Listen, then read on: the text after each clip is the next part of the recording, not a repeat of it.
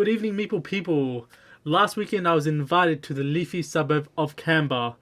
Here we had Looking for Gamers hosting one of the most competitive, yet one of the most fun events on the board gaming calendar. This is none other than the annual Settlers of Catan tournament. It's part of the Australian board gaming tournament which has been running for 11 years. This local event will feed onto the national event, which will also feed onto the World Championship. As Settlers of Catan is such a famous game and needs no introduction, I'll focus on the tournament and advanced strategy. This year you had 24 Canberrans fighting for the top prize. There will be 3 rounds in a Swiss style tournament. This means that players doing well are matched up against other players of the same level. In a Swiss style tournament, rounds become more fun than the last as games become more exciting with tighter finishes. After 3 rounds, the finalists were declared. Seed number 1 was the mighty and marvellous Mark. Next to him was the cool and collected Charles, followed by the terrifically talented Tegan, with mindful and mysterious Morgan rounding up the finalists. Starting positions are extremely important in a game with such skilled players. We're going to pause the video here and see what these pros did. Now, because we're playing a 4-player game, the board already looks a bit full. There are generally 3 advanced strategies you want to keep in mind when you're playing Catan. The first one is, how much are you willing to trade? If you don't trust the other players, you want a majority of the 5 resources at the beginning of the game. If you have a silver tongue, it might be better to specialize and monopolize a certain type of resource. The second advanced strategy is expansion. The more settlements you have, the more sources of resources you get. This also makes you less vulnerable to the dice roll. In this strategy, you're going to be building a lot of roads, so you need access to wood and brick. It's best to employ this strategy if you have a lot of open space in front of you. And the last advanced strategy is development. The settlements that you start with are generally going to be in better spots than the settlements you build.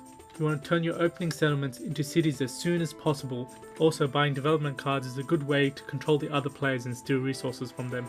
You need access to a lot of wheat, sheep and ore if you want to make this strategy work. Now back to the finals. Even though there was a trophy on the line, you can see there's a lot of laughs, there's a lot of groans, and that was mostly due to the number of 7s, aka the robbers, being rolled. But these pros didn't let the robber hold them back, as even after they were just stolen from, they were happy to trade back. Fast forwarding towards the end of the game, we can see how the map has progressed. Tegan is doing really well with her expansion strategy, and Charles is on top of his development game. I'm going to cut to my favourite scene of the game where players are chanting for another robber roll. Roll. Yeah, we need a 7. 7. It's a 7. Roll away, Tegan. You can trade what you've got this. Roll away. You take it. 7. Seriously, that'd be awesome. The players were so excited because this was the climax of the match. A robber roll not only meant that Tegan lost half our resources, but she had to move the robber off Charles's valuable spot.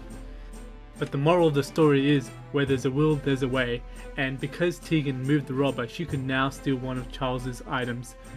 She was 1 resource away from claiming victory, but this wasn't the one. But luckily for Tegan, she had one more trick up her sleeves. Early in the game, she had bought a development card, which was none other than the soldier.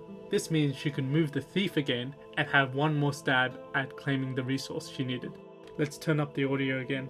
Desperate for that Mary, one card. one card. What are you looking to make it happen? Multiple of things. Whoa! We can only take one. I know. Could be anything.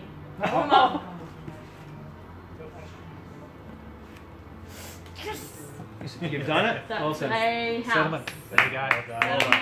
Settlement. Thank you, everyone. Good job. Well done. There you go, what a satisfying finish to an amazing game and an amazing day. Along with the championship trophy, Tegan also received the choice between a $200 gift card or $250 in travel expenses towards the Nationals held in Melbourne. Thanks for watching, everyone. We'll leave the final words to our champion. Speak. I couldn't have done it without my horrible brothers. Pick on me every game. And now you've got the trophy to take home and Now, go. well, thank you. Awesome. We will be back for sure. Yeah, of course. Bring your brothers. Yeah, they all We want to weren't be here. playing